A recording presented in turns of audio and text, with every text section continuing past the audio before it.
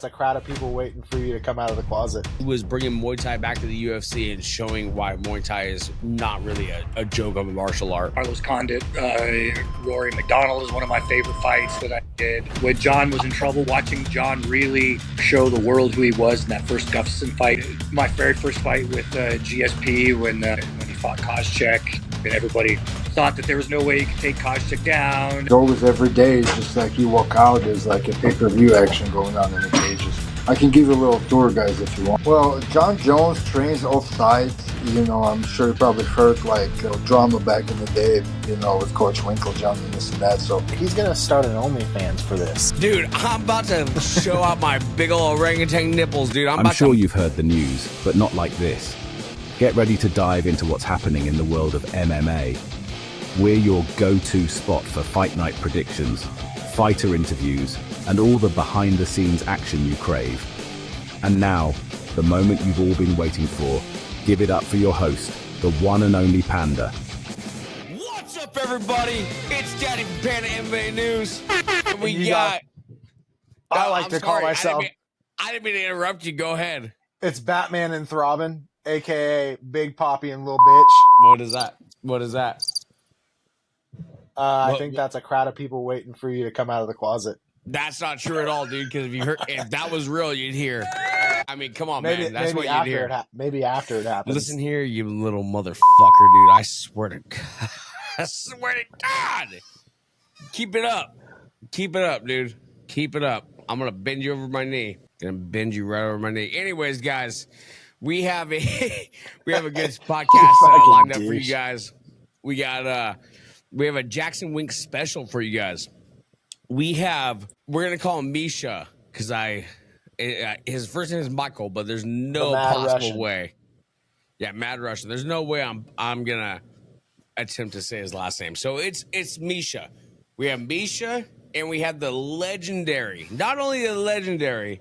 Here, we have the legendary Greg Jackson, who has coached Jon Jones, Holly Holmes, Clay Guida, Diego Sanchez, George St-Pierre. Who else can I fucking name right now?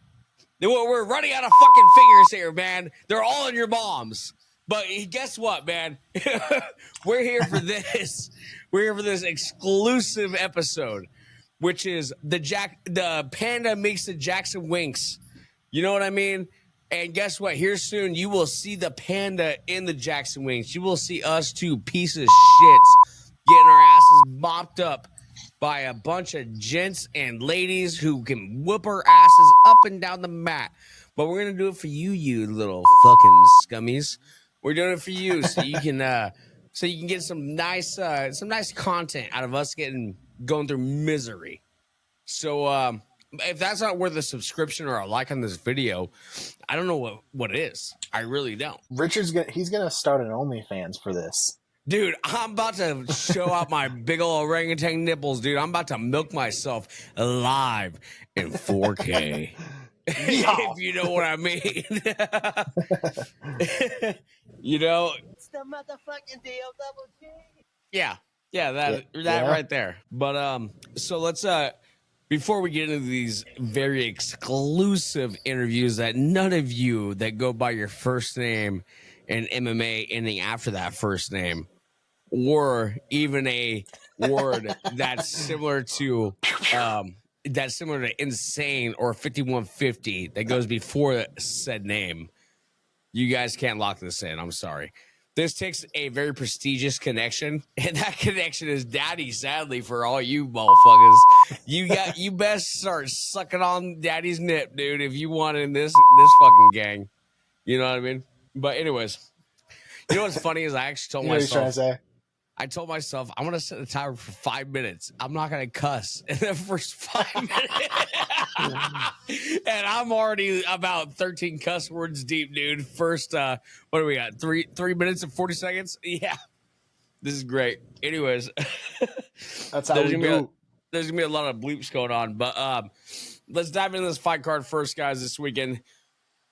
First fight night in a while. That's not absolutely freaking terrible, you know? We'll start at the first fight of the night. Edmen Shahbazyan versus Gerald Meerschaert. If you guys aren't in the know, Edmen Shahbazyan had the blessing from Ronda Rousey. Well, up until he got dominated by Derek Brunson, he had the blessing by Ronda Rousey that he was going to be the next big thing in the UFC.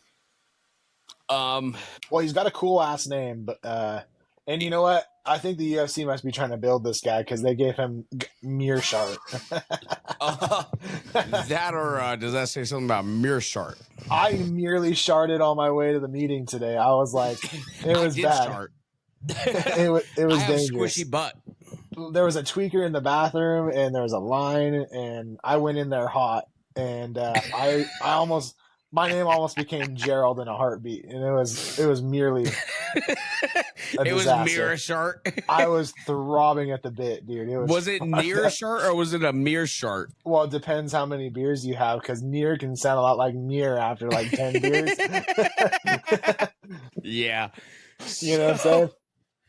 So in this one, guys, I have Edmen Shahbazyan. He hasn't experienced nearly the abuse Meerschaert has. Meerschaert is a lot older. Let me see if I can get the 8. We're talking about 26 years of age versus 36 years of age. A 0.1 of a foot taller than Meerschaert. And that's about all the attributes he has towards Meerschaert. Meerschaert has the bigger reach. But I think I'm going to go with age on this one. I think that regardless if Meerschaert has more experience, I think age is what plays a big differ in this exchange. Yeah, I'm gonna go Shahbazyan on this one too, because Shahbazyan. It sounds like you're trying to go on the Ebony cruise. The drink don't need no mix. That's why Circus Cruise Lines has so many deals throughout the year. It's for motherfuckers like this. Hey, man. But yeah, so I guess we both have, as he said, the Shahbazyan. It sounds like a random character in the Marvel Cinematic Universe movie Black Panther. Shahbazyan. Come on, man. He's Shabuzi. He's something. It might rhyme with shishite, but it's just something. But anyways, that moves us to our next match on the card, on the main card, which is Neil Magny versus Michael Morales. So, a little backstory here. We interviewed a common opponent of both these gentlemen, which is Max Payne Griffin. I believe that both of them won over Max Payne Griffin from decision. And given that, and actually, I'm almost positive I was at the Neil Magny fight. I can't remember what card it was, but I'm almost positive I was at that card. I thought Max Griffin won the Neil Magny fight. Clearly, though, he did not win the Michael Morales fight. So just given the common opponent and MMA math being our only denominator on who actually wins this fight, I'm going to go Michael Morales on this. Neil's an old dog, but he's an old dog.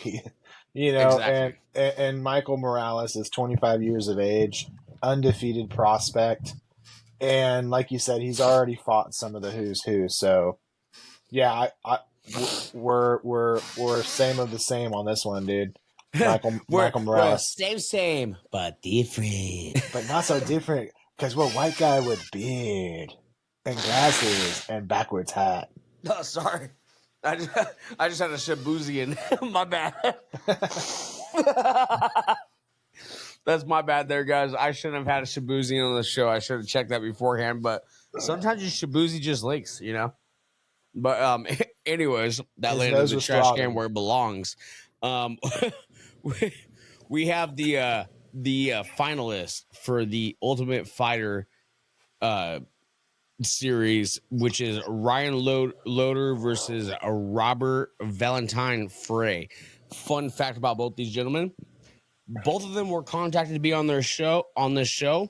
Ryan Loder kept giving us the maybe, possibly, maybe not.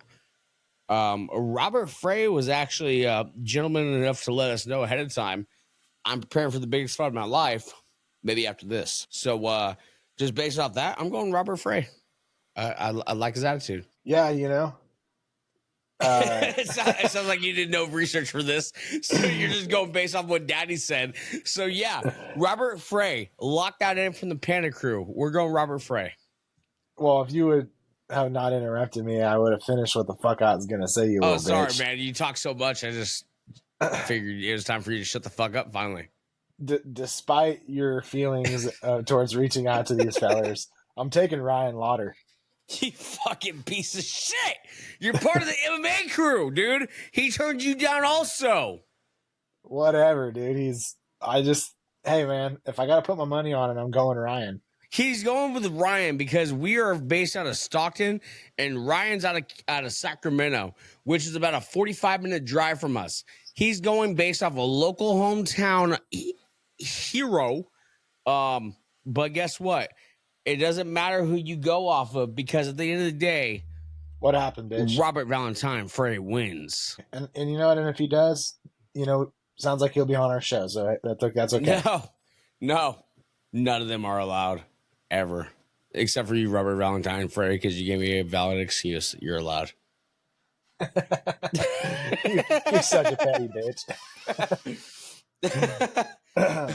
And that's okay. But so that leads us to our next event on the card, the co-main event. Dude? When you're not sitting on your thumbs, you're a pretty good guy. I didn't mean to interrupt you with current events. My bad. Go ahead and say whatever dumb shit you're about to say. All I got to tell you is, when your thumbs aren't up your ass, you're pretty useful, man. You're good. Hey, not only my thumbs, I have 8 fingers to follow those thumbs. So, you know what I mean? I have a treasure map and X does mark the spot. But anyways, for the co-main event, we have Angela Hill versus Tabatha Baby Shark Ricci.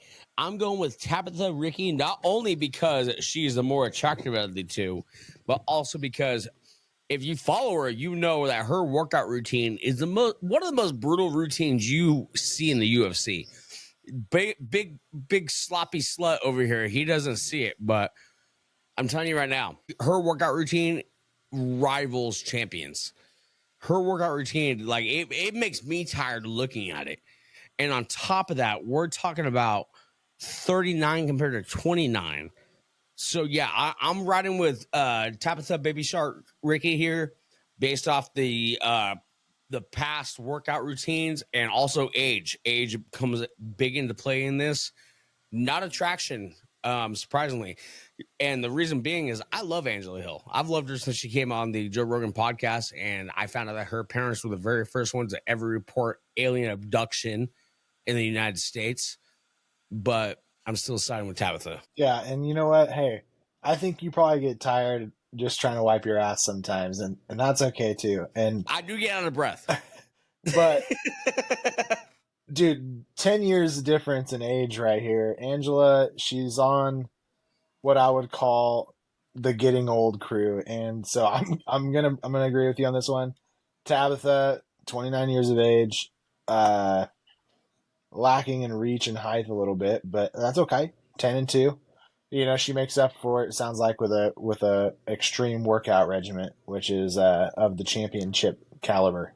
It's honestly beyond championship caliber. The shit I see on Instagram, dude, I literally start sweating when I see it. I'm pouring in sweat, and I'm like, God, dude, just the thought of doing all this shit makes me want to go home and cock up my 9mm and just put it into it. You know? You know what I mean? Yeah.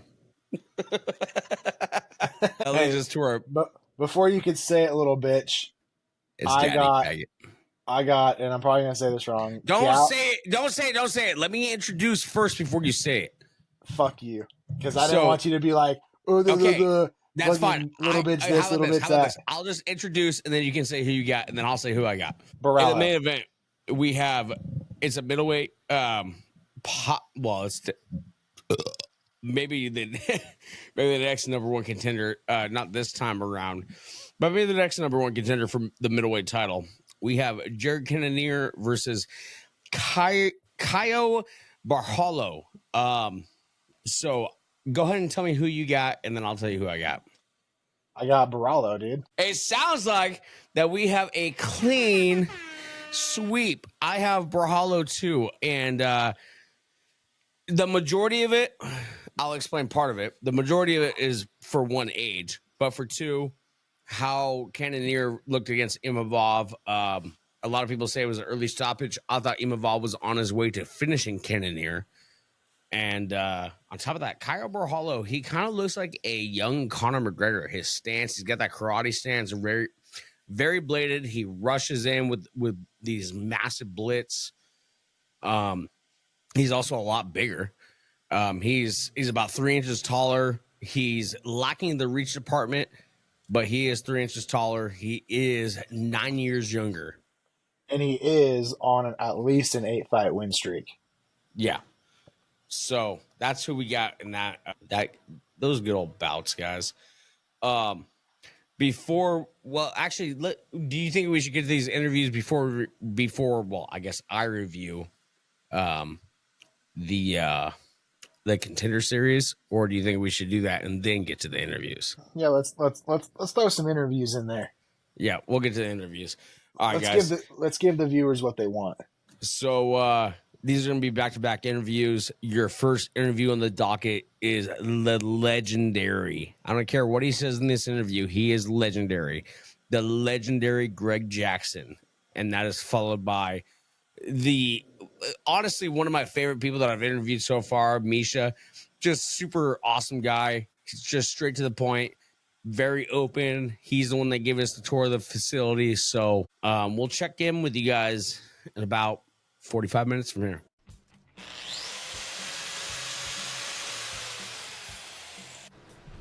Oh, dude, I thought that grinder was broke. Not anymore. Thanks to Avalis Co., I was able to get the parts I need in order to repair my grinder so my business can go on as usual. What else do they sell parts for? Well, funny you should ask. They sell parts for your broken tools, sex toys, garden equipment, even parts for your computer so you can get back to the games of Halo with your virgin friends. Okay, tell me more. Where do I purchase? You can see what they have available exclusively at avalis-co.com. That's AVLIS-CO.com. Check them out to get your tools to entertain those certain family jewels back in working order today. All right, guys, we are joined here by the legendary Greg Jackson. How's it going, my man? Good. Legendary is a pretty strong word, but good. Going well. Definitely legendary. I mean, you bred a lot of high-level fighters out of that gym. I've gotten lucky, that's for sure. So I guess we'll just get right into this. So while I was doing research about you, I heard Rashad Evans kind of open up about the mental training that you do with the athletes. Can you open up a little bit about that? Yeah, well, a lot of it is basically just making life very uncomfortable for them so that you get comfortable being uncomfortable. I'm not reinventing the wheel or anything like that, but just kind of giving them an edge while they're working out, trying to get them to have things pull them out of the process, and then controlling that is a big deal. So having the physicality right there to like push your mind to get to that lovely place where you're like, I would like to stop doing this now, and then calming down and pushing through that and kind of getting on the other end of it. That's a lot of what we do. That's something I could utilize with what I do. I knock doors for a living. Was there an athlete you trained, from day one that you just knew was going to be special going into the UFC? Let's see. Yeah, I mean, most of them that I work with, I find them special. Like, yeah, obviously the big guys like the Jon Joneses and the George St-Pierres and stuff. That's a no-brainer. Like, if you don't think those guys are special, then you should probably find another job. But there's been a lot of kind of people through the years. Actually, there's been a lot of kids that I thought, oh, for sure, this guy will get to the UFC. And then it doesn't work out. And there's other people that I was like, oh, like Clay Guida. Clay Guida used to, in practice, he just wouldn't do that great. He would do all right, but he wouldn't do great.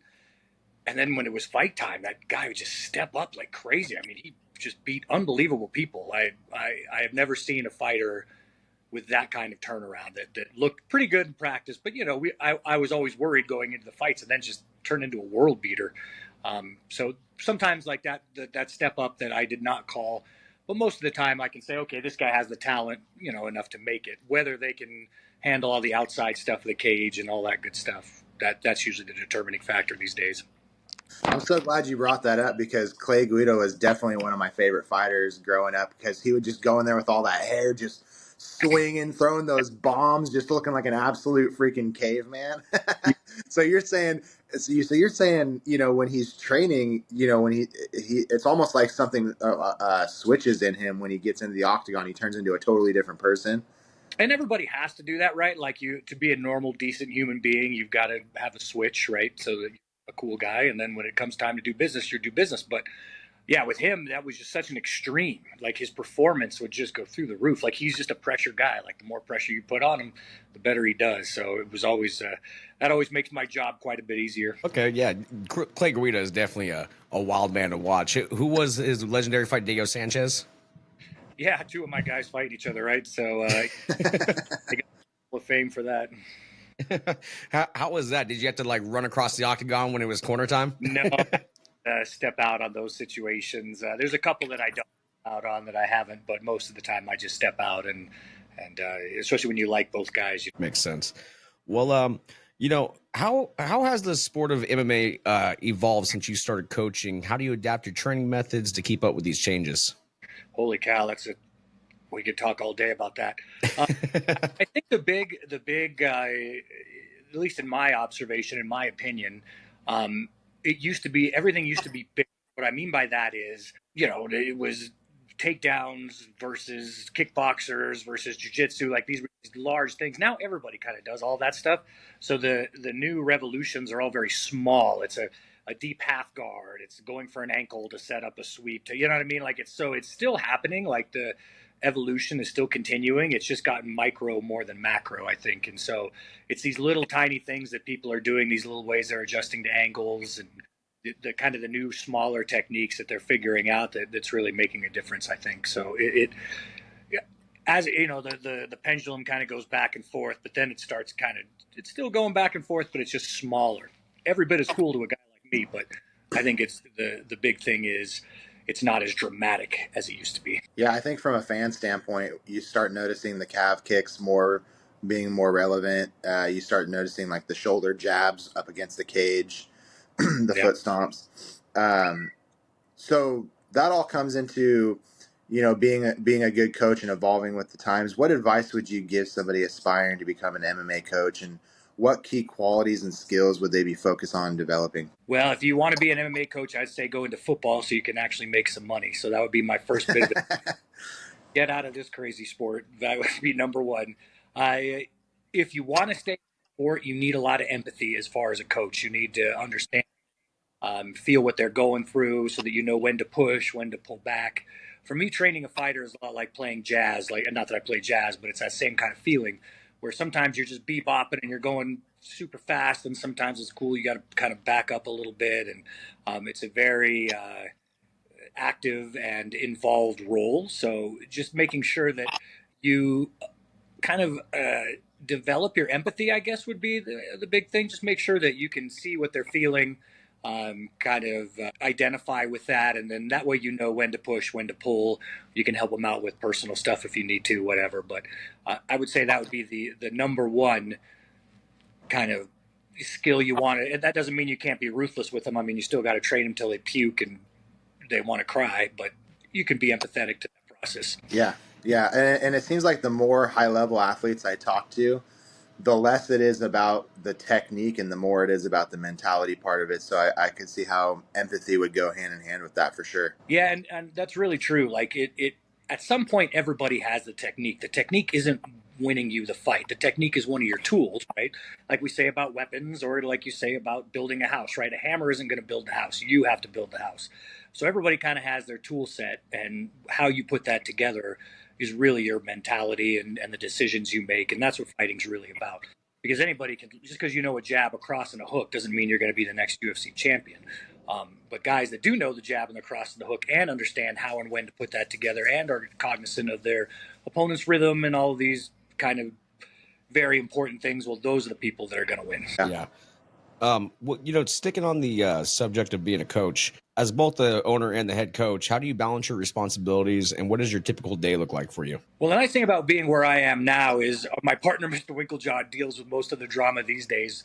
for about 15 years there, I dealt with most of it and then kind of stepped down, and now he deals with most of it. So my days are pretty nice. Like I wake up, I just have to deal with a little bit of drama here and there. And then, yeah, I just go teach people and have fun doing it. So I'm at the point now where I can go in, work with the fighters I want to work with, and just have a great time. So I do private lessons with my kind of high level fighters. I teach 2 or 3 classes every day, and I just love it. It's so fun.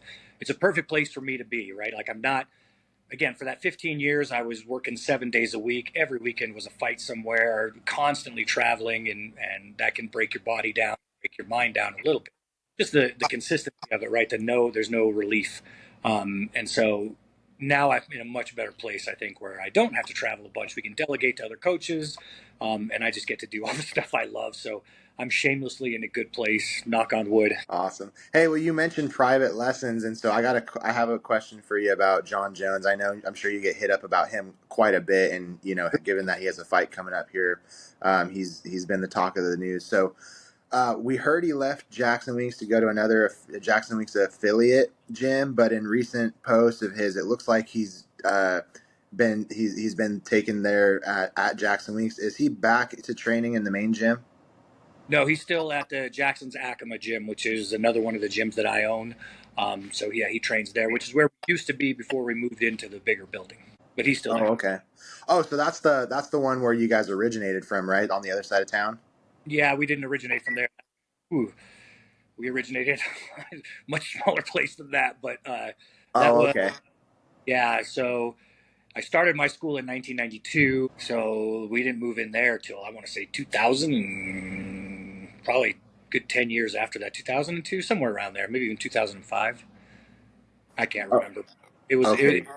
Yeah, I remember I heard something about you guys had a smaller gym on the other side of town, and then you moved to maybe it was Misha that brought it up, and then you guys bought the gym that has like the 60 yeah, dorm room facility, the just absolute monstrosity of a gym. monstrosity. The people, like, I mean, it's great for the fighters because you get so many different looks and different sparring partners and stuff. So it's wonderful for them. But yeah, it's a full time. I don't know how Mr. Winklejohn does it. I can only imagine the emotions. You talk about emotions. I can only imagine the emotions that go through that dorm room. But I mean, it's good fun. They love it. They're always packed. So they're having a good time doing it. Yeah.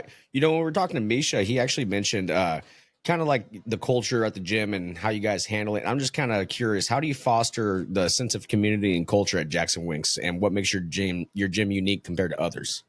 I don't know if we're unique compared to others, but we really do work on fostering. I mean, you talk to the fighters and stuff, and then once a week I do strategy classes, basically, which not only teaches you, MMA strategy, but just so for the last God knows how many years I've been doing this, you can watch the same patterns over and over again with different fighters, and so you can kind of say, listen, if you guys follow this pattern, here's the outcome. If you follow this pattern, here's the outcome. So just kind of teaching the fighters how to act is the wrong word because they're all men. They know how to, or women. They know how to act, but just like what they're going to expect in their career, why they should treat their training partners well, that kind of stuff, so that they can kind of save their money and try to put together a post fighting plan, and that's important to me at this point in my career. So we really do work on that to the point where I teach an entire class on it once a week. Yeah.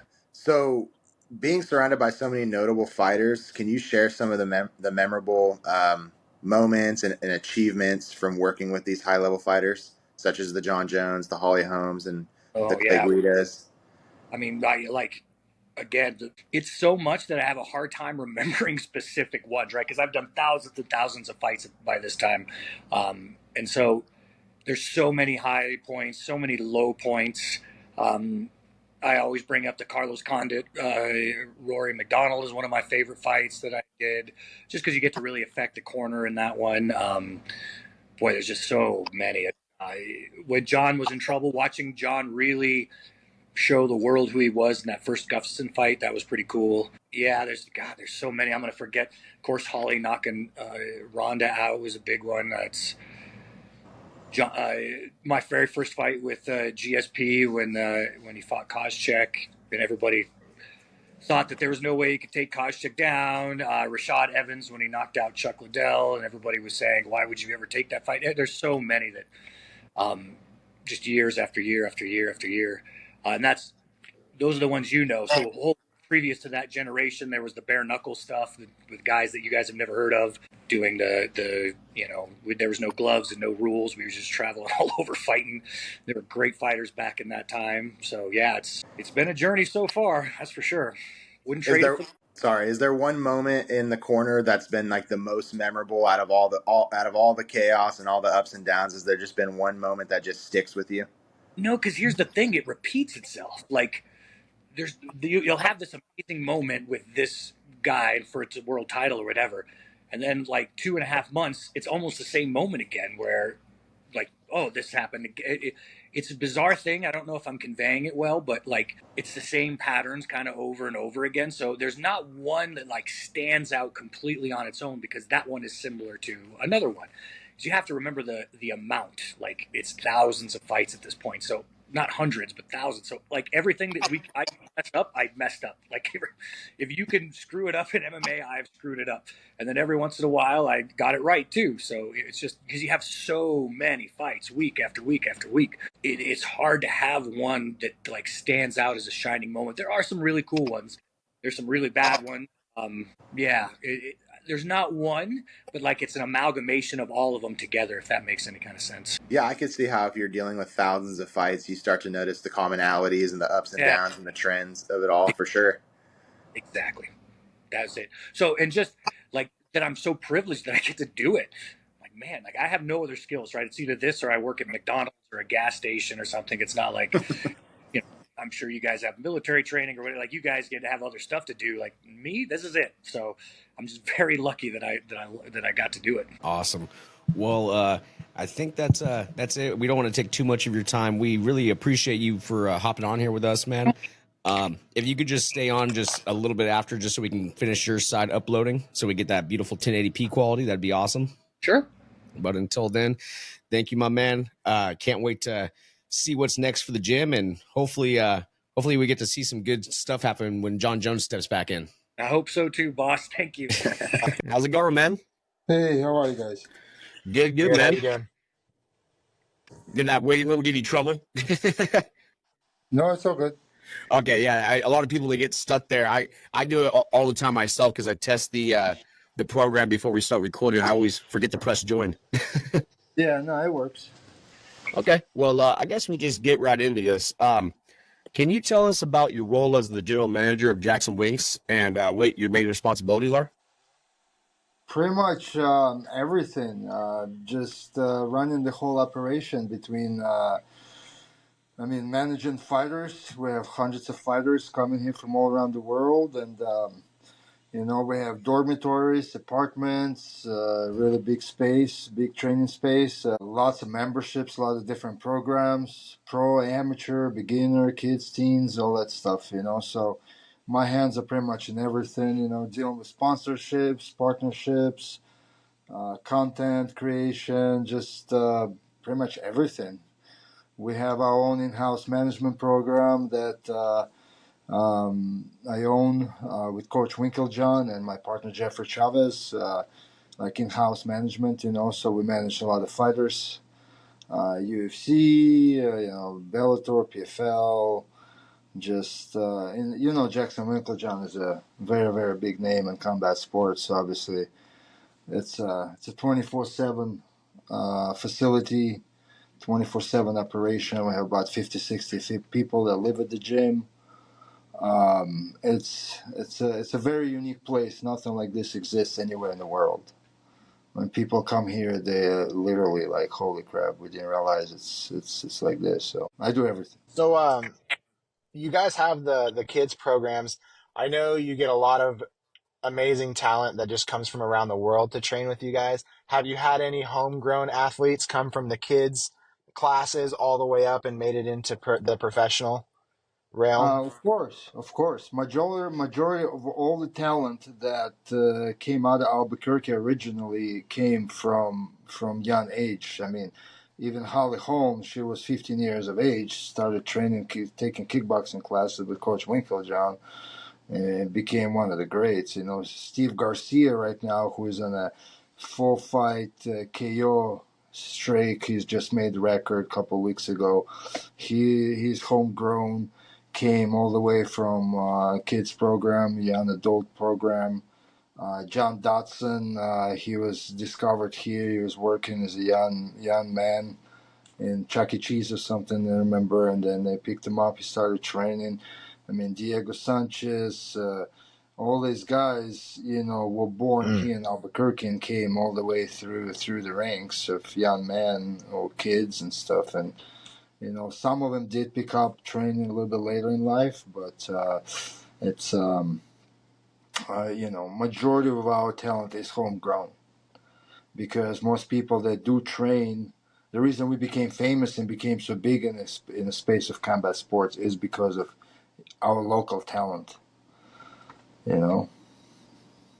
which we're currently developing new generation, because obviously a lot of those guys came to the end, right? Like Carlos Condit, Diego, John Dutson, all these guys that kind of now we're in the process of moving the guys up the ranks and getting them to the big shows. And we have some big fights this weekend.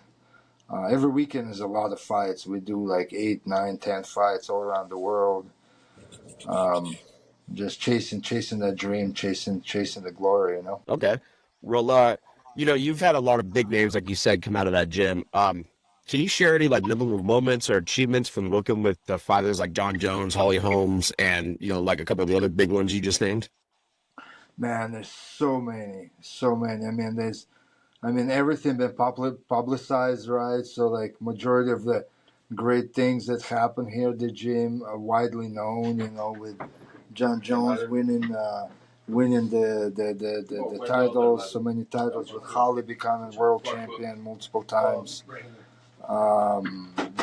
with so many belts and trophies, and it's a lot of exciting things. Like nothing really pops out in my head because it's just too many. There's always, every day, it's just like you walk out, there's like a pay-per-view action going on in the cages. I can give you a little tour, guys, if you want. Greg Jackson's actually on the mats right now. They're doing a strategy class, so I can show you that. Okay, cool. Yeah. What's it You're like up, Big being Slappy. surrounded by somebody like a Diego Sanchez? Because he's always been such a big personality when the cameras are on. Is he like that when just 24/7, or is that just kind of a persona he puts out there to sell pay-per-view? No, he's a very unique individual, definitely. I actually was fortunate enough to travel with him to Moscow, Russia. I'm actually from Russia myself. I haven't been there for like 20 years, and Diego, we signed him to compete in a grappling tournament in Russia, ACA grappling, and we traveled together. So, yeah, man, I remember we were sleeping in this, in the same room, obviously, coach, and they usually give you two beds, coach and the fighter, same room. And when he passed out, he had his phone like right here, and the way he fell asleep, he was listening to some cosmic thing, some kind of weird music with some guy talking like so loud I couldn't fall asleep, and the phone was on his chest, and that thing was tripping me out because it was just like surreal to like listen to it. And he's a character, but a good one, I mean, through ups and downs that we had, whatever, so many fights, so many memorable moments. He's still, I always tell him, you're the man that started the whole MMA movement in Albuquerque, because once he won the Ultimate Fighter's first season, the first one ever, to be the first one ever to win it and the last one ever to compete. He was the last one ever to kind of walk away from UFC. Everybody was already gone. He kind of was still competing from that season one. So it just shows his longevity and love for the sport and what he did, He's a good guy. How has the sport of MMA evolved since you started managing the gym, and how do you adapt your management and training methods to keep up with the changes? It's a very, very good question, which I have a bone to pick with some of the things that happen in the industry. Obviously, as sport, JacksonWink MMA Gym is one of the most original camps in the history of the sport, right? I mean, Greg Jackson started teaching in 1992, even before UFC became around, which was 1993, right? And with the rise of the sport, the rise of the gym and all the legends that came out of it, So that's the reason they call Greg Jackson the godfather of MMA coaching, right? But us being in Albuquerque, obviously, it's a very, very hard place to attract people and have them live here and stay here because obviously we paved the way. We paved the way for so many other great gyms that everybody learned from what we were doing, right? And a lot of great gyms. Now you don't even have to travel as much. As almost every state has some iconic gym now that produces top talent. And with UFC PI being built in Vegas, killed a lot of business for a lot of gyms, right? Just the same thing they did with Reebok deal and right, they can remember all the cool gear that everybody used to come out with, Head Rush and Bad Boy and all this cool gear that doesn't exist no more, right? They came in with their unlimited pockets and just, made these deals and killed all the sponsors. Same thing kind of happened with gyms, because now everybody want to go to Vegas, so whatever the gyms are around there, they strive in and producing all this top talent because obviously it's a hotbed there now too because of UFC PI, right? You got all the UFC fighters. From what I hear, there's not a lot of coaches there, so it's almost like it's a free for all, because a lot of those guys that are training in Vegas, they all might end up fighting each other, right? So it's like I hear like a lot of, stories like that. That's why the evolution of the sport and the evolution, obviously, of what happened in happening in Vegas is having big impact on the gyms that if we used to have 60 fights, 60 UFC fights a year, the number been dramatically reduced. And the thing is that if we raise guys through the ranks and we sign them to UFC, we've noticed the big thing where fighters do once they do get signed, once we do build them, to a certain extent, they do go to Vegas because they get free food, they get free this, free that, blah blah blah. They get to be around all the stars and stuff, which not a lot of them survive, honestly, because usually the team that brought you up, and then signed you, and then you turn your back on them because you get free food, and this and that, and you want to be, get free massages, and you get free this, free that. So, and then you see fighters just fall off completely. Well, when they're with us, they're always a hot commodity, like because we're pushing them hard. The coaching is here, the team is behind them, and then just majority of guys that do that, they kind of fall off, and you see their performances, and it's like they try to start going from gym to gym to gym. They realize that, like, the grass is not always greener on the other side. So it's a constant chase, to keep fighters happy, to keep fighters trained, to keep fighters ready. It's a challenge. It's a challenge because again, Albuquerque, there's not a lot of jobs here, so it's a not super big city. It's not Miami, it's not Vegas. So we do have our fair share of talent coming in, but it would have been way more. It would have been way more if we were able, let's say, compete with UCPI, right, and multi-billion-dollar company. So, and every gym feels that. Like if you look at TriStar, you look at AKA, you look at all those gyms, it's the same thing everywhere. That's why a lot of people say like, "Oh, what happened to JacksonWink John?" I mean, we held a UFC belt for the majority of our existence. We had UFC belt like almost do. whole life in the gym. And then when you get talent constantly taken away, it's very hard to produce. That's why actually we started our own in-house management program that we actually able to have impact on the fighter. Like if we build you, even if you go somewhere else, we still manage you and we still can get you like to whatever UFC belt or PFL, and we get to grow our organization. Yeah. You're right by that. We talked to Bexot. I'm sure he told you that. Yeah, And he he's shared with managed. us that he works at a Starbucks. And I thought that was kind of hilarious that somebody as dangerous as Bexot is behind the counter of a Starbucks and somebody could just walk in there one day bitching about they didn't get their drink right. And Bexot's just back there just cracking his Yeah, knuckles like, you sure about that? you know? yeah. Um, He's just too nice so of a person. Yeah, yeah. In Yeah. the short window of time I got to interact with him, that's exactly what I'd gathered. But it's usually the nicest people that are the most dangerous as well. Yep. Um, I've got a question for you, and I'm sure you get asked this a ton because he's such a polarizing figure when it comes to UFC and media and everything else. But it's about Jon Jones, and you talked about the evolution of fighters, and he evolves from being dominant in the light heavyweight division, going into the heavyweight division, handling Serial Gone in a way that I didn't think was possible. I mean, I was just blown away by that. I'll be honest, I didn't know if he was going to be able to do it, and he did it so easily that now I'm just sold on Jon Jones. But can you just tell us how the preparation's going with him and mentality and what we could look forward to when he steps in the octagon? Well, Jon Jones trains off-site. I'm sure you probably heard drama back in the day, with Coach Winklejohn and this and that. So Greg Jackson is training him off-site. They have a small little gym here where it's like more private training. So I'm not too much part of it, so I hear things. And I mean, we have a lot of fighters that go and help him over there, So it's pretty much Jon is Jon, So he trains when he trains, yeah. If you from being here when he was here all the time, it just he doesn't train when he doesn't have a fight schedule. So he's like, no here, no there. When the fight time and something is scheduled, that's when the gears start turning, and he just puts it all on the line and just goes very deep into training. He's a mentally and physically very, very strong fighter.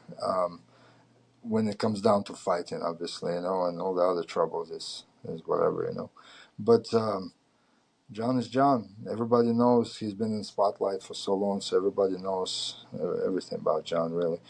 So, I mean, everybody want to see him fight Aspinall, so that's a fight. But let's see if even this fight happens with Miocic, Would you be excited to see Yeah. that happen? Yeah, I mean Jon Jones. Everybody excited when he fights. He brings a lot of excitement.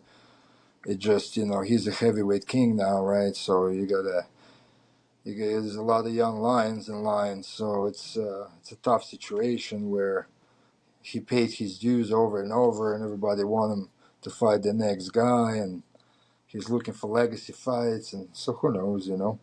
It's a tough position to be in when you're at the top of the world like that, but still getting older, So I would be interested to see how John's grappling holds up with Tom Aspinall because Tom Aspinall has really great jiu-jitsu, but John's got phenomenal wrestling. So I'd love to see how that plays out. I really hope that happens. Me and my buddy here, we both don't see it going any other way when he gets in the octagon, but getting the victory. Not scoffing at Stipe. Stipe is a phenomenal athlete. He's done nothing but great things in the octagon. It's just we're talking about Jon Jones here, and I don't see a world where he gets it done personally. So I would be more excited for Aspinall than I am his current matchup. Yeah, 100%, 100%. Aspinall is that new blood, he's so big, so massive, with such a big KO power. That's a challenge, channel. If Jon Jones fight Aspinall ever and beats him, I mean that's game over. Nobody will ever doubt anything. I mean that would be the ideal thing, right? Fight Aspinall, beat Stipe, go, the heavyweight goat, beat him, and then beat Aspinall and ride into the sunset. That's the most perfect case scenario for Just a perfect. perfect career like that. So who knows? It's the sport is so unpredictable, and Yeah, I agree. But I have one more question, and then I think we want to see the gym. So my last question for you is, can you just share a bit about, your personal journey into the world of MMA and what led you to become the general manager at Jackson Winks? yes, of course. Well, I'm originally from Russia, right? So, I mean, Russians are known for very, very good, sport, combat sport culture as well. So, but I've been in America for a long time too. So, originally, the way I got into the business actually is working with a lot of Muslim fighters. So, I was a part of the first management team of Khabib Nurmagomedov when we brought him to America. So, when I lived in New Jersey. There was a smaller rising team called Red Fury Fight Team.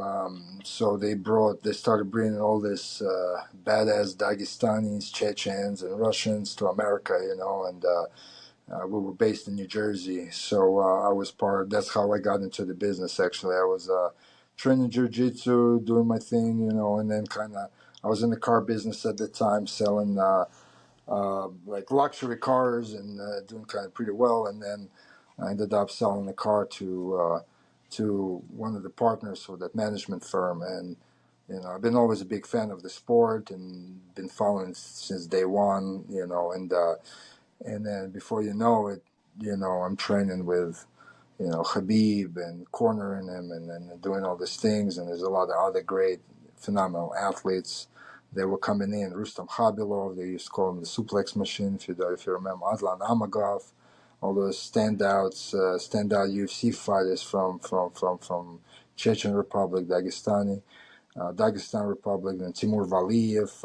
And a lot of those guys used to travel here, right? So I was traveling with a lot of guys because they didn't speak English, and I was helping them in a lot of different ways and helping them get ready for fights. So I traveled all around the world into different camps and stayed with them and trained together, prepared with them, traveled to fights, filmed their journeys, helped them with diet, pretty much the whole shebang, And then came here a couple times, and I had a lot of business background.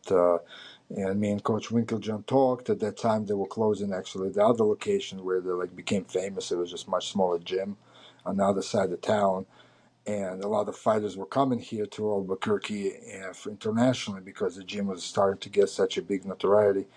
And the fighters were traveling, but the international fighters had a hard time, with getting cars, transportation, living accommodations, and all that type of stuff. So then Coach Winkeljohn bought out this big building that we're in right now.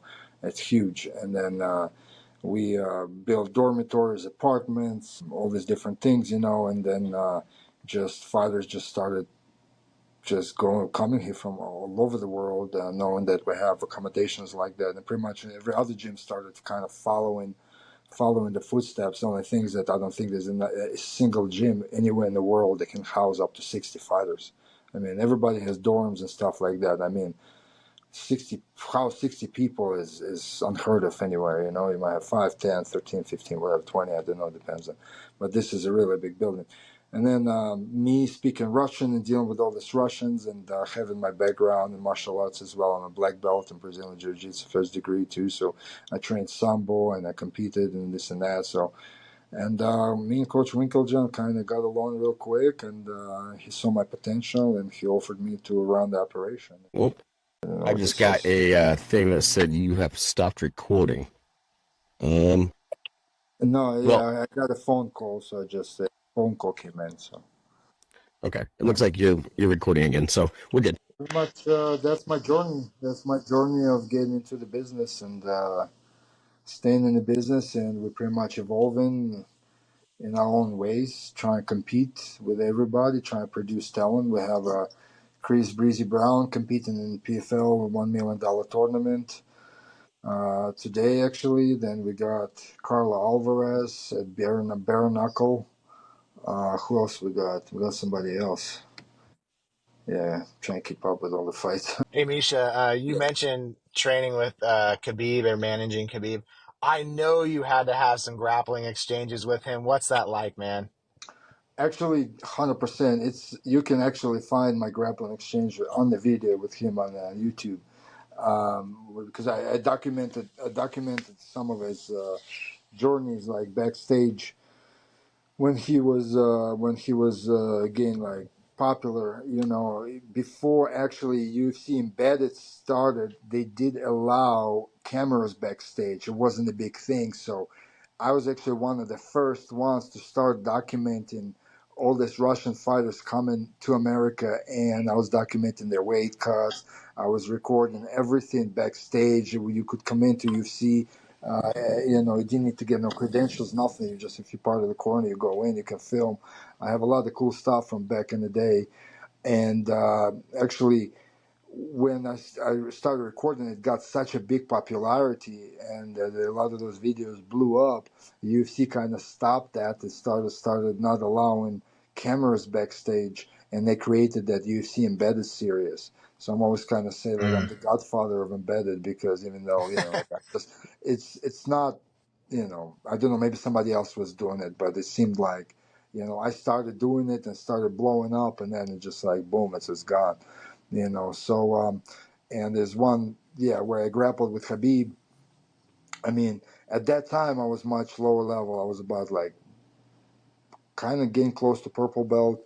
I had background in sambo and judo back from Russia and stuff, but the way Khabib feels is like a brick wall, like a movable object. It's I mean, I've grappled with the best of the best and trained with the best of the best, like in the cream of the crop. Grappling with Jon Jones, even though he's so big, but with Alistair Overeem, I grapple with Andrei Arlovsky and heavyweights and smaller guys and bigger guys and Aaron Peak over here, and it just Khabib, very unique style of grappling, just very like if you would call him, I call him a movable object where you can't really move him, and he just does whatever he wants with you. So yeah, pretty much that's the experience. Well, I think that's all we got for questions. We'd love to see the gym though, for sure. Sure. Let me see. How do I turn the camera over? Okay. Let me see. How do I do that? Is there a way to? Sure. Taylor, you're on the mobile app. Does he give you an option to flip the camera? It doesn't, honestly. I'm looking at it now. Let's see. You're asking the least tech savvy guy in the world. Well, I'm on. I grew up in a small town. I'm on computer, so. I don't think it does. You might just have to kind of turn the phone like that, maybe. Let's see. Can you see like this? Because I don't know where I'm pointing. Yeah. Yeah. We can see the inside of the office. Yeah, this is my office. This is where I recruit people. Jon Jones's buckle right here from his UFC with the first title defense when they started the new belt, the first ruby. Got Jon Jones's hand wraps, all these posters, a lot of these signatures. Clarissa Shields, two-time Olympic gold medalist. Greg Jackson, Coach Winklejohn, all these trophies, belts. Got cameras that I keep an eye on the gym because always a lot of shit happens. Atlanta, 14-time world champion. My black belt certificate, all these belts, as you can see, like. Man, that's how I want my podcast area to look. Chris Cyborg was here not so long ago, signed this, Got all these guys. Chris Brown fighting this week in PFL. We got all these UFC fighters that champions, from different organizations. Got my dorms, kind of like dorms where I, keep an eye where whoever lives. All this. I pretty much collect a lot of memorabilia. So when you walk out, this is like the hallway with all the cool pictures, This is like all the kind of covers of the magazines where all our fighters were. Chris Cyborg, again, she trained here not too long ago. Holly. It's kind of like a lobby. Greg Jackson. Got a lot of cool Backzot. Snap, there's the man, the myth. Got number one Gym of the Year multiple times. Got this sign through these doors, one of the greatest fighters. Obviously, we won, Gym of the Year so many times in so many different publications, like to Jon Jones, Holm. So this is the main training area. See these people right there, Greg Jackson and the team. They're all there. Strategy class, and then like. Well, everybody left. I'm just doing podcast, man. This is the training area. This is a training area. Dude, that gym is sick. Yeah. Got all these pictures right there. This is a big cage. Cage back to back. Yeah, we have a big cage and we have a small cage. Okay. Yeah. More like an Apex this cage. Is more like for regional. When we do our fights, we usually use this cage. And then this is like our sponsors. And we're actually one of the only gyms in America that's sponsored by Venom. Because, Venom is a UFC main sponsor of UFC gear. So you see a lot of magic happens here. So you see we got like venom bags and stuff. Like this is like med space right here. You know, we have like workout area in the back there. You know, there's belts, kind of like trophies and stuff. Oh, the silver ring right here. Holy snow. BJ Penn, all these fighters. It's all fighters that train here. This is Timur Valiev, UFC. We came together to this gym. We're kind of like from the office of the mayor, city of Albuquerque, with all kind of awards. Carlos Condit. We got a lot of like fan mail. People send pictures. Got Swanson. We were part of that Kingdom show. I don't know if you guys seen that. I used to love that show. I binge watched it like 5 times. Me too. It's a phenomenal show. You know, Greg Jackson made that show, right? Like he was actually makes a cameo in there. A lot of us. Did he? Yeah. Is there any talk of it coming back? Because I want it to come back.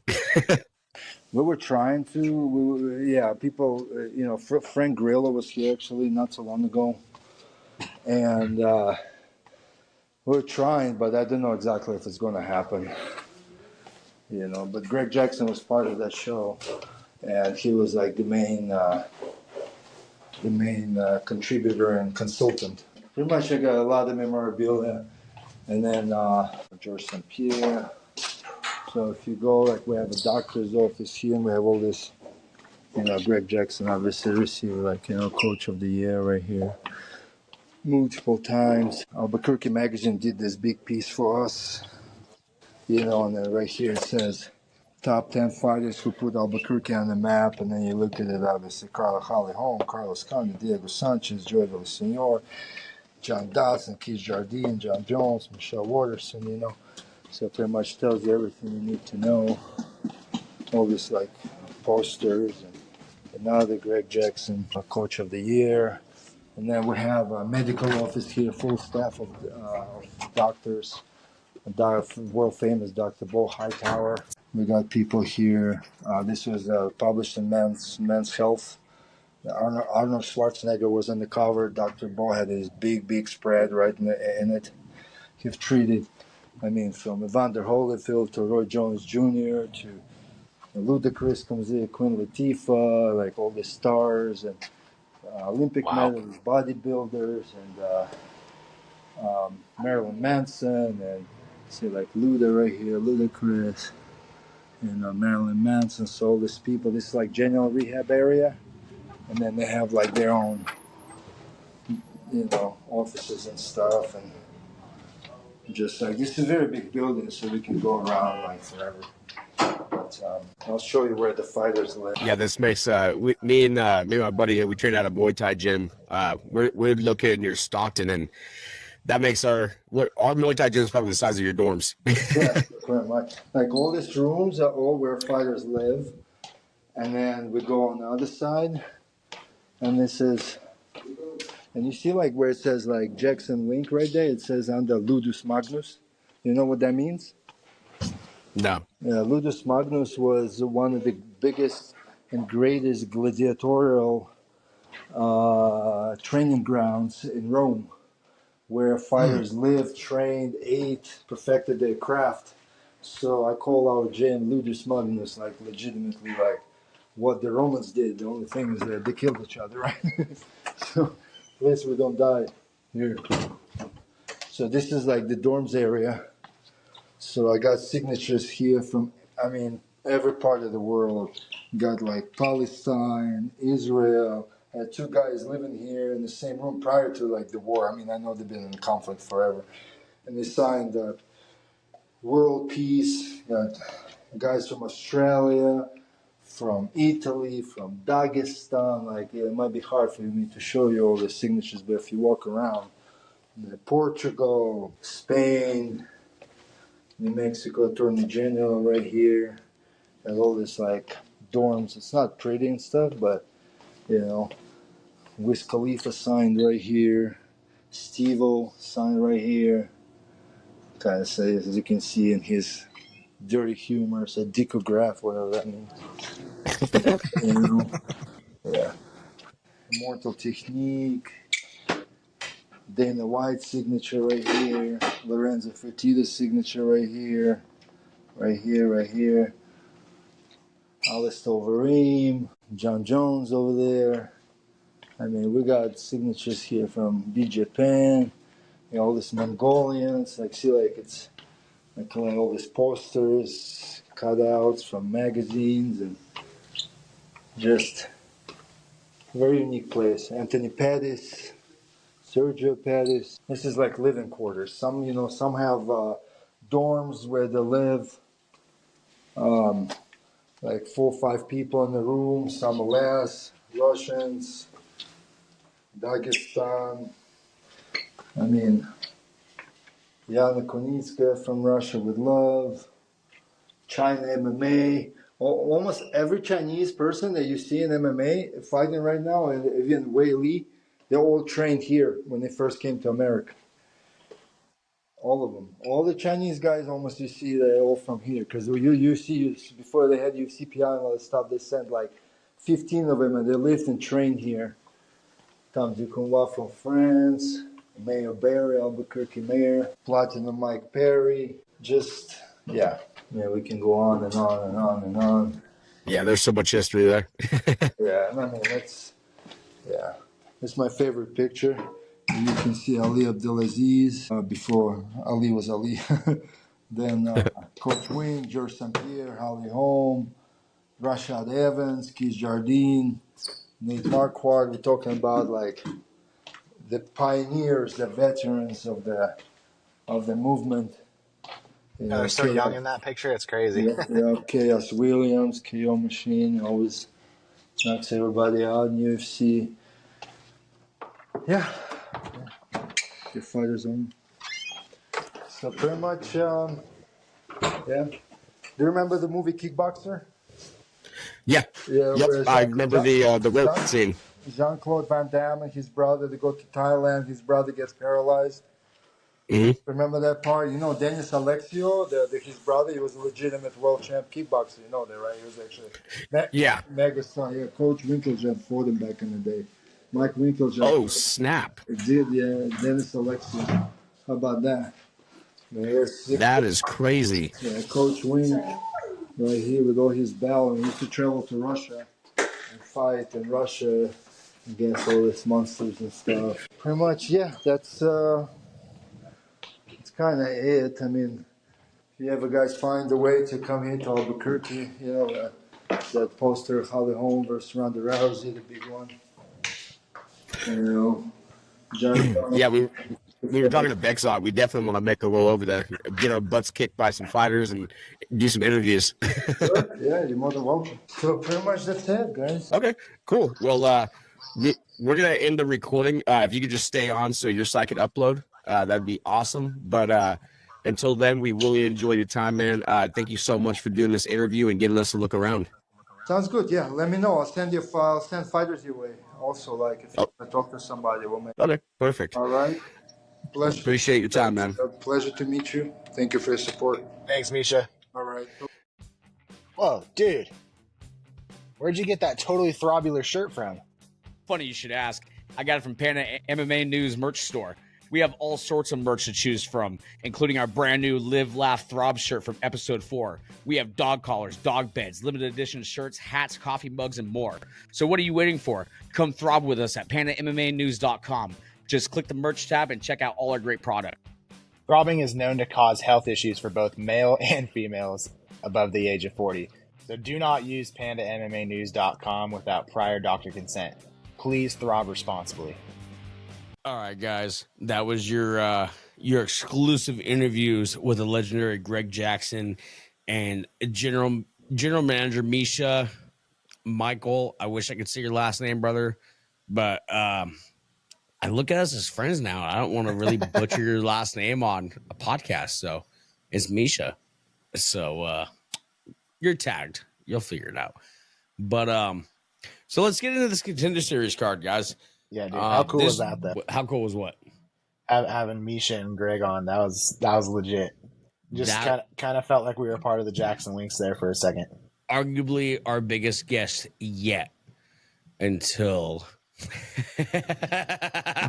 Until you know who the next guest is. It's funny because me and him know who it is, but you guys don't. But you guys won't.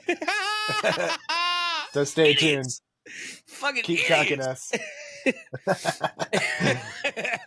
But anyways, to the contender series bout. So first fight of the night, Cody Haddon versus Billy Brand. Very, very impressive fight. So going into this, Cody Haddon has a very strong Muay Thai background. He said he was bringing Muay Thai back to the UFC and showing why Muay Thai is not really a joke of a martial art to compete with in the UFC. He fucking proved that, dude. He proved that. I just FYI ahead of time, he just got off work, so he hasn't watched these. Cody Haddon. Didn't he win by like a rear naked choker though? He did. Let me get to that, you son of a bitch. But anyways, Cody Haddon piecing up Billy Brand on the feet.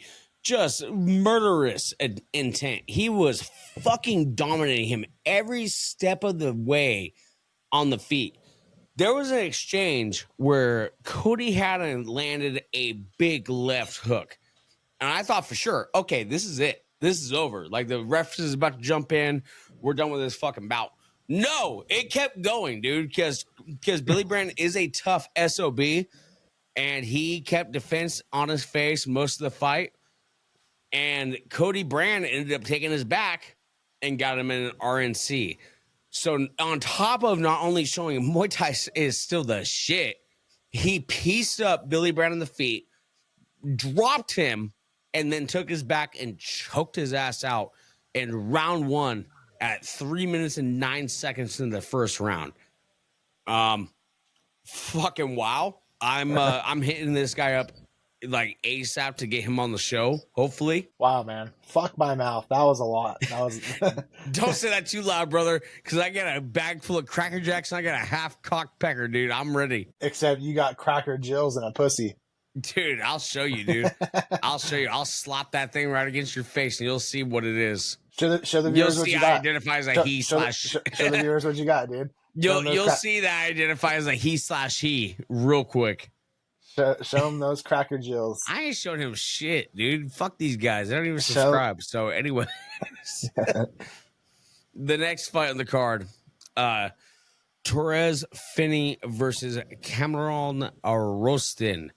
So another little backstory. Torrens Finney, this is a middleweight bout. Torrens Finney is like 5'7", 5'8", and he was going against a guy who was like 6'2". It was a crazy size difference. Torrens Finney, though, he looked like a very young, very jacked Daniel Cormier in there.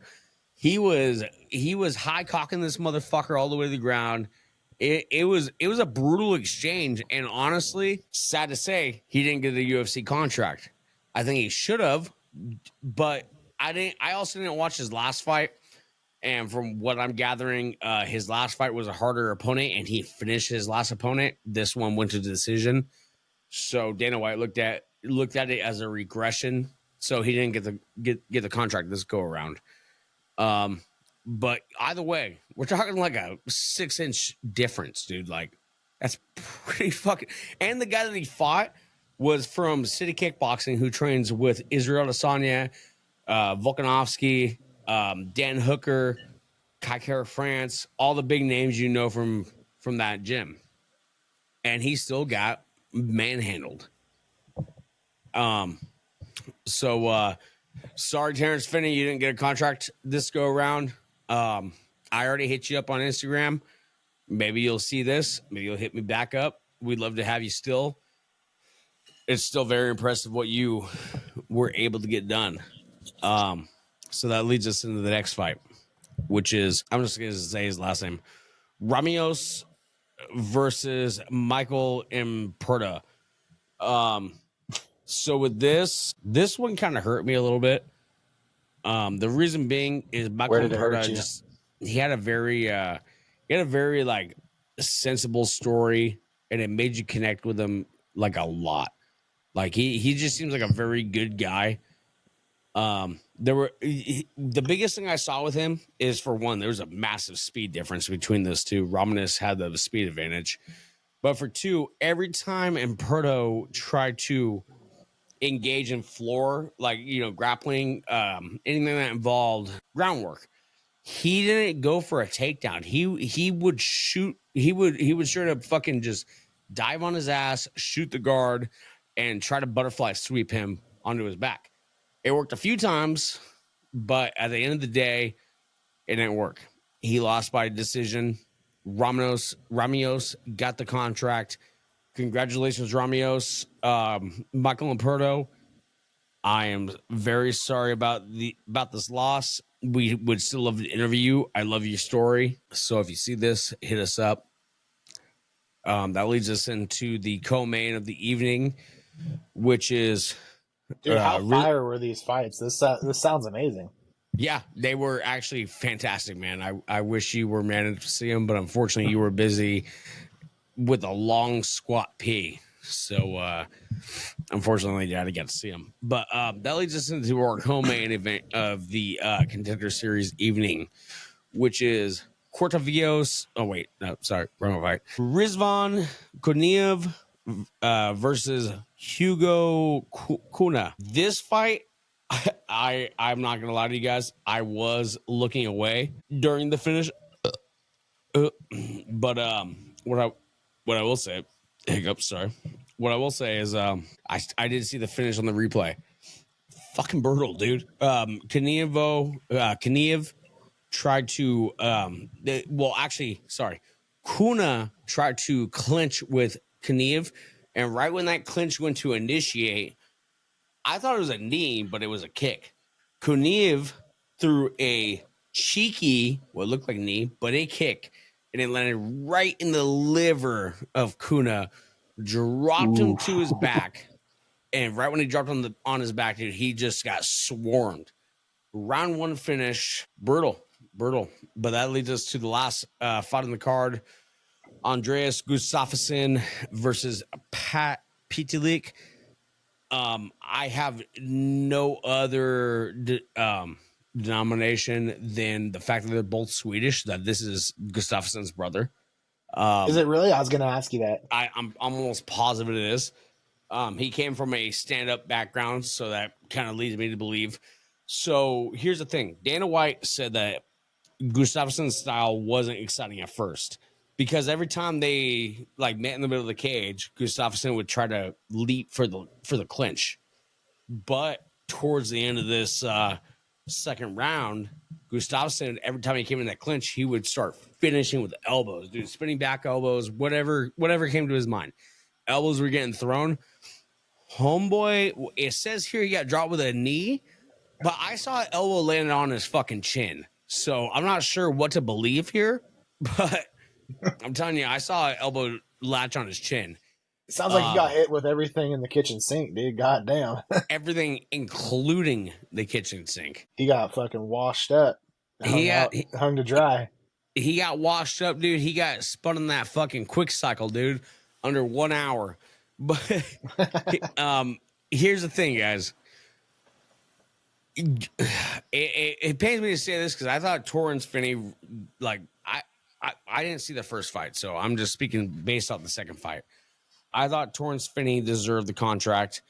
He was the only guy from this card to not get a contract, and he won. Well, I should rephrase that. He was the only winner out of this card to not get a contract, which sucked. It just sucked just because I saw a guy that, I mean, his nose was all busted up after the fight. Like, you can tell he gave it his all. Whether he regressed or not, I don't know. But that's a very possible thing. And if he did, then I understand the decision to not give him a contract. But from just based off what I saw this current episode, I thought everyone deserved a contract that won. Yeah, it's kind of weird when you see somebody win and they don't get the contract. But I guess the other part of it is, like, if Dana doesn't feel like it was a dominant victory, like you weren't going out there to kill, I feel like that's what makes the Dana White Contender Series so special, is you're looking for a finish, like that's your contract, your beginning to the UFC starts there, and you have to go out there and put it all on the line and be willing to die. Yeah, and I do agree with that. Like I said, if I saw the fight before this, maybe I would have a different opinion. But I'm speaking off of this one fight that I saw. I just felt like he deserved it. But like I said, I could have been wrong. He apparently, to everyone else, he looked a lot better in his last fight, and he regressed since then. Which is funny to say because I'm pretty sure he was the biggest favorite on the card. It's not gonna be odds here, but I'm pretty sure he was the biggest favorite. He was like negative 500, so he was very highly favored to win. But you know, it is what it is. But let's get into current events, guys. Yeah, I'm bummed I missed that. It sounded fucking fire. Yeah, you should be bummed, dude. Every Tuesday night at 4 p.m., it is nothing but pure fire on the contender series, followed by the next evening, Wednesday, which I believe is actually 6 p.m. on Wednesdays, Power Slap, Road to the Title, Season 3. If you like knockouts and a little bit of drama, fantastic show. That's what put that shit on a cracker, dude. That's what men put on a Cracker Jill, you know. Told you guys. Shut the fuck up, you fucking cuck. But anyways, so let's get into current events. So we're gonna cover the first thing, which we forgot to completely cover last week, just because there was so much shit going on last week. It just more shit crowded it before we got a chance to cover it. So the first thing we're gonna cover is the announcement, which is Alex Pieta versus Khalil Roundtree Jr.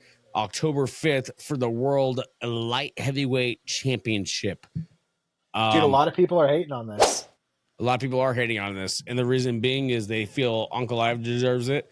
But do we want to see legends get made, or do we want to see someone get dry humped to a decision? I think I'm going to side with the legends get made. I'd rather see Khalil Roundtree, who is a Muay Thai expert, versus Alex Pieta, who's a multi-time glory champion. I prefer to see that any day of the fucking week. Yeah, no, I'm with you, dude.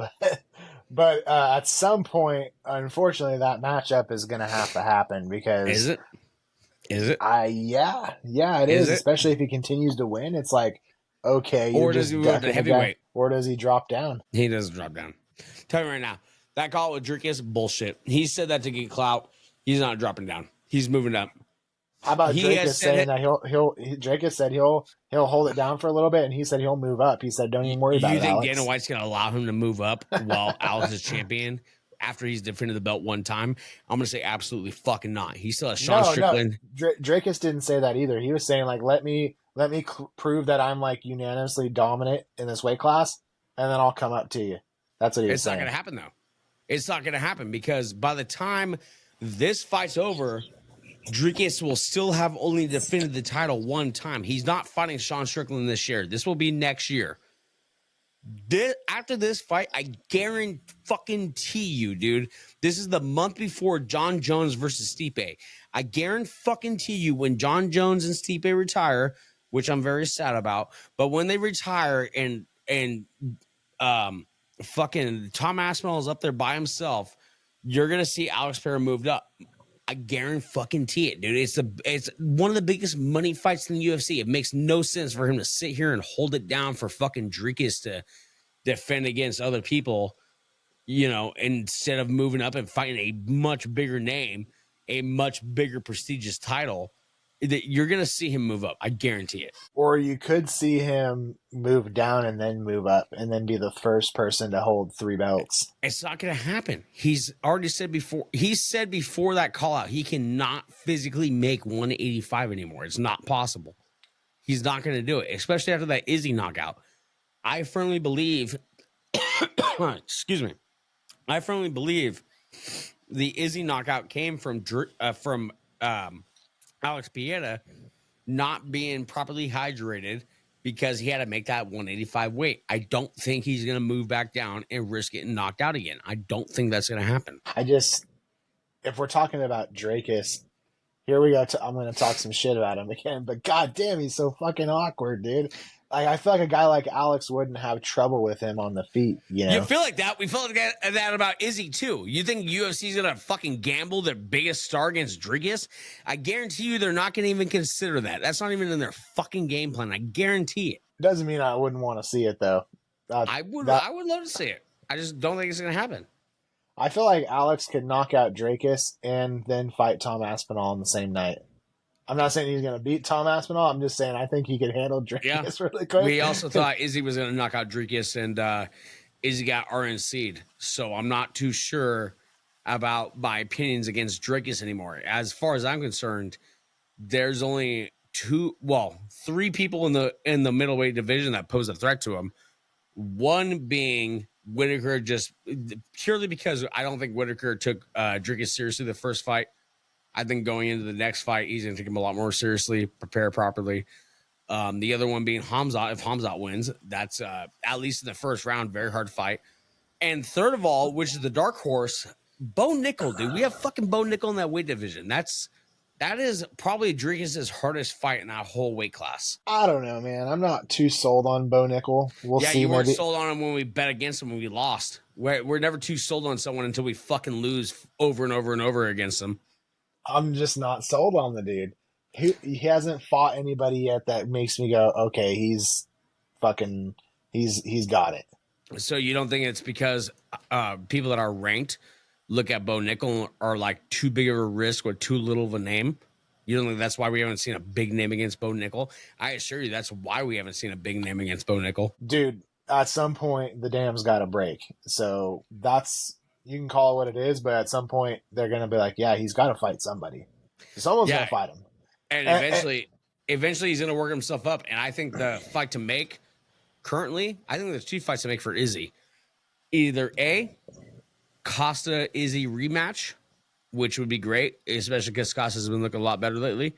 Or B, Bo Nickel, Izzy Adesanya. Bo Nickel has to prove himself, like you just said. Who better to prove yourself against than one of the middleweight goats of the UFC? Israel. So you're talking about him going Adesanya. you're talking him going from unranked to just fight Izzy. Yeah, exactly what I'm talking about. Talking about one of the biggest names in the middle. An ass. No way. You don't. Here's the thing: you're looking at rankings. You're not looking at popularity. Bo Nickel is one of the most popular middleweights in the middleweight division, period. There's not many that come close. Robert Whitaker, maybe. Hamzat Chimaev, probably. Anyone else? Not even fucking close to the following. Nah, man. There's so many other fights that can be made with him. Yeah, there are. But if you want to fast track Bo Nickel to a championship, that's how you do it. You put him against Izzy, who just lost against a championship bout, and also has lost 3 out of his last 4 fights. You put not Marvin Vettori. Like, I think that's a great fight for him. Why? He fought Marvin Vettori twice and it beat him twice, and it was honestly, in my opinion, easily. The first time, obviously. Second time, there's some people who do what? I'm talking about Bo Nickel right now, bro. Yeah, but Marvin Vettori, he's not going to fight Bo Nickel. Marvin Vettori is going to fight Brendan Allen because they had that little scuff up in the casino. Then Michel Pieta. Michel Pieta is scheduled to fight Anthony Hernandez. Fuck, give him Chris Curtis. Chris Curtis is scheduled to fight. I can't remember who it was, but he is scheduled to fight currently. Chris Curtis is not going to... You're Roman Dolidze. It's not going to happen. You're looking at rankings compared to popularity. UFC is about money, not necessarily about rankings. Why do you think we saw Alex Pieta fight 2 people and then fight for the championship? So give him Paulo Costa. Money. Give him Paulo Costa. Paulo Costa. Paulo Costa, motherfucker, we're talking about him fighting Izzy Adesanya. Paulo Costa has no way into this division conversation aside from Israel Adesanya.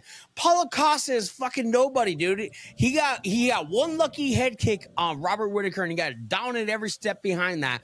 And then he got dominated by Sean Strickland, and not just dominated, humiliation dominated.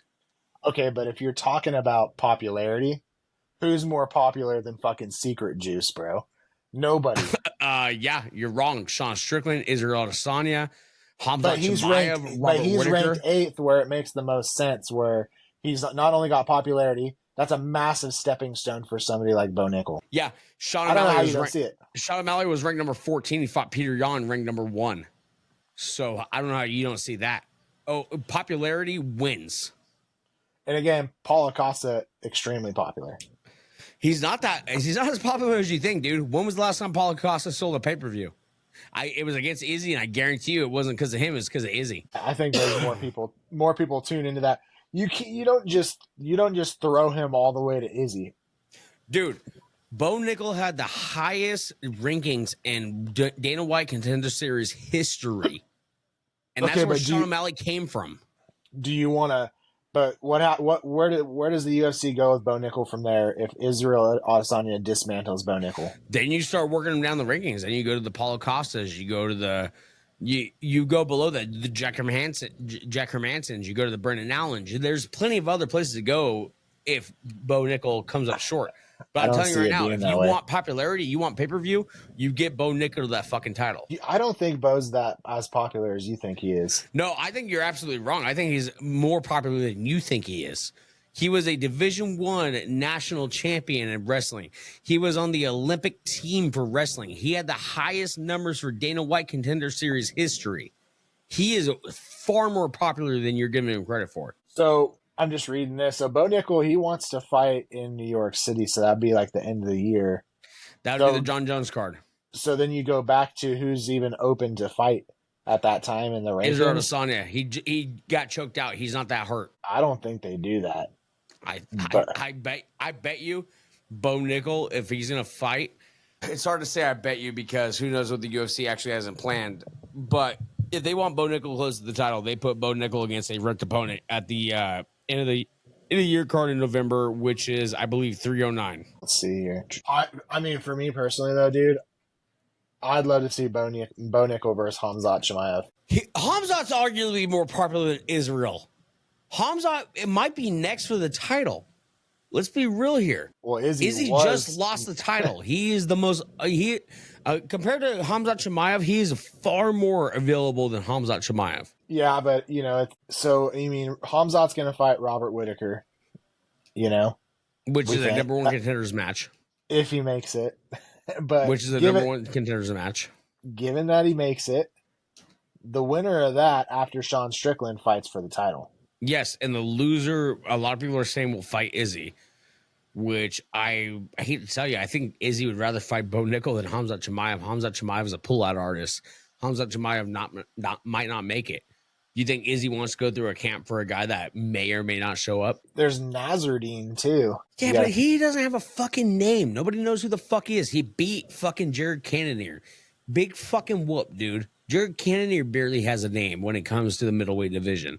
So let's be real here. I like that matchup too. I mean, honestly, but yeah. Point being, we'll see who's right. We will see who's right. But I'm telling you right now, if they're smart, they will fast track Bo Nickel to the title because if you just look at it on paper, dude, there's no one who losers paying for the sushi. Just so you know, you're saying that's fine. We just won't go with my brother, so we don't have a birthday dinner bill to pay for.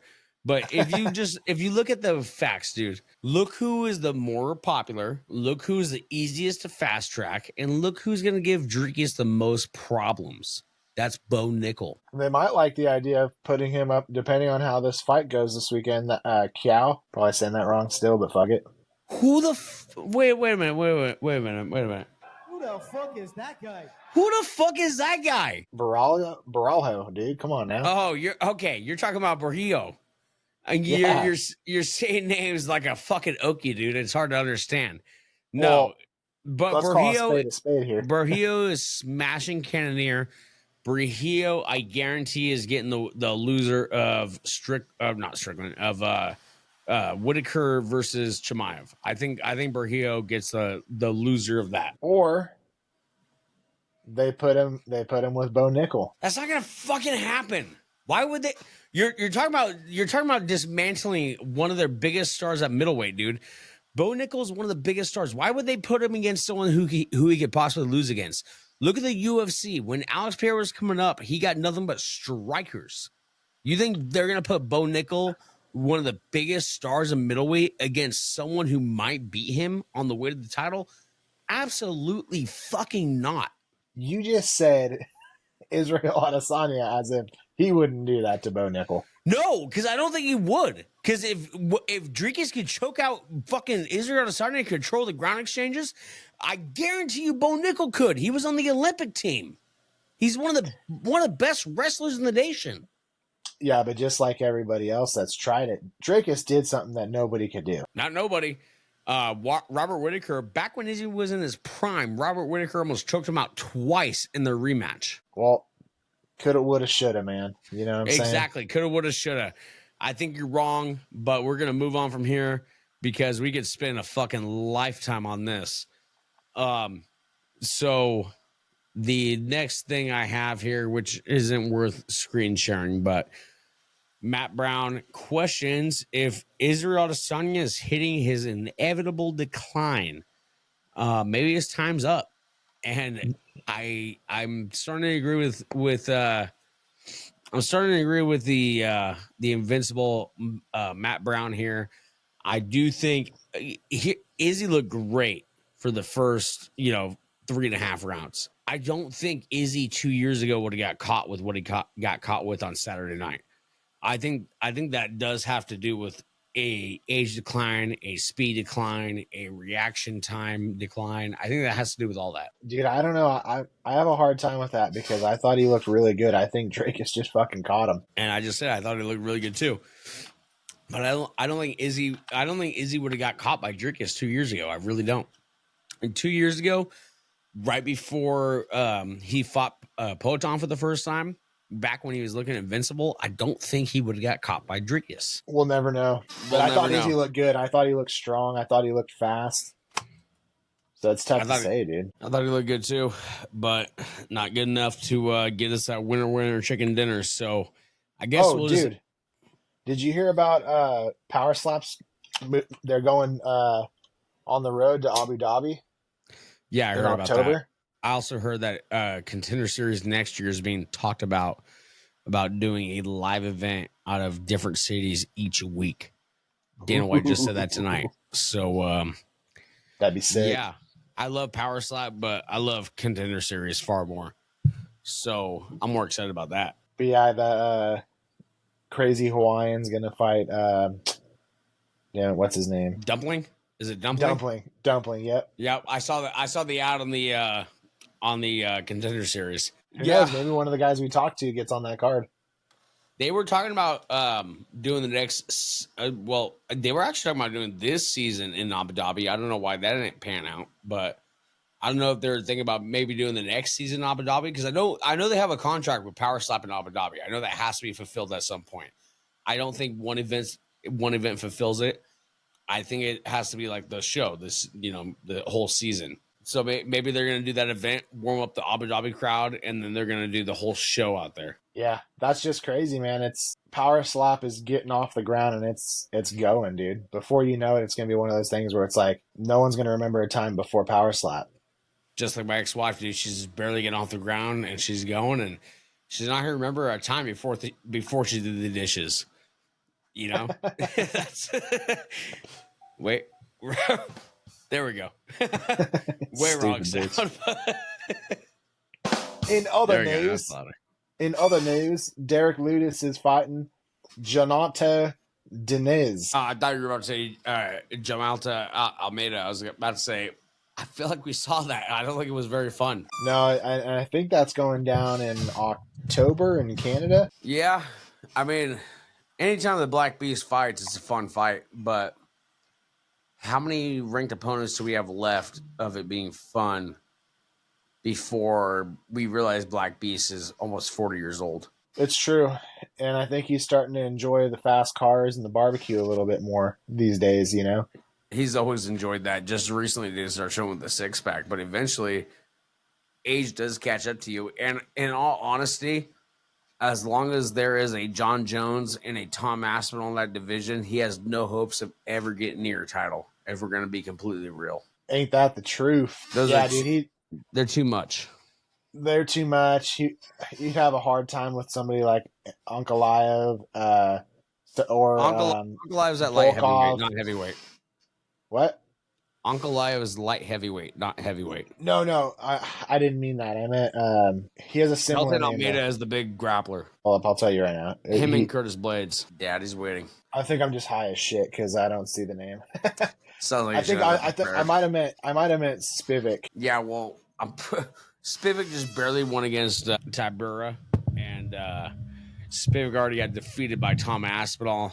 Spivak isn't even spitting near a title anytime soon. I don't see Derek Lewis doing good with Pavlovich either. They did fight. I'm almost positive they fought. I'm pretty sure Pavlovich won by knockout. Actually, I want to say you're right about that. I'm almost positive about that. It was right after the Tai Tuivasa fight. Matter of fact, he's not going to beat Rosenstruck either. So, yeah, he fought Pavlovich, actually what I just said, right after Tai Tuivasa, lost by knockout. It says KO punches. I don't remember the fight too much. I just remember watching the Black Beast go down. He's fought Jailton Almeida, lost from a very fucking boring decision. You guys want to keep heavyweight alive? You keep Jailton Almeida the fuck away from the title. That is the most boring motherfucker in the division. He should not be. He shouldn't even sniff the jockstrap of the champion. For real, dude. He is fucking boring. UFC does need to bring in some new blood though, because I'm just looking at the heavyweight division. It's not looking too deep. If you watch the Contender Series tonight, you would see that they just signed a heavyweight guy that looked pretty brutal. He looked brutal in the feet, and he looked brutal in the ground and pound. But I mean, like, if they could get some PFL heavyweights or like some Bellator heavyweights, they don't like PFL. Or some heavyweights from some, kickboxing organization that wants to come do MMA. Just something to spice it up. They're not going to do that. You have too many big names at the top. There's a few that Tom Aspinall hasn't fought. Let's say, all right, so there's two instances here. There's no other instance but two. Jon Jones beat Stipe. There's no question about it. If you're questioning it, you're fucking stupid. Jon Jones beats Stipe. Jon Jones either A, retires and Tom Aspinall assumes the championship, or B, he fights Aspinall and then we see who wins that championship. But either way, we're just going to go with the latter here and assume that Jon Jones is going to retire because he's already said it. So Tom Aspinall's already fought. He hasn't fought Jailton Almeida yet. So that's a fight. A very boring fight, but Jailton Almeida will probably get knocked the fuck out like he did against Curtis Blades. We had Tai Tuivasa. He hasn't fought Tai Tuivasa yet. Obviously, he's coming off a loss, so probably a long way away from that happening. Rosenstruck, he hasn't fought Rosenstruck yet. He hasn't fought Derek Lewis yet. There's a lot of names that Tom Aspinall hasn't fought yet that could keep the heavyweight division rolling until one of these contender guys start coming up the rankings.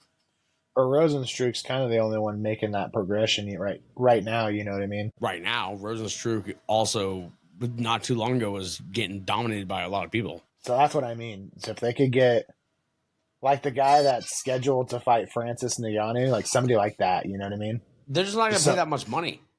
Just some dark horse out there that's like, yeah, I'll do it. It's just not worth it to them.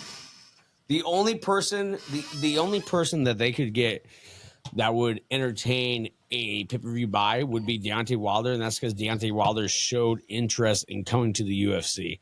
But he is coming off a fucking brutal loss. I forgot the fella's name. He's a Chinese guy, but maybe he's Chinese. I don't remember.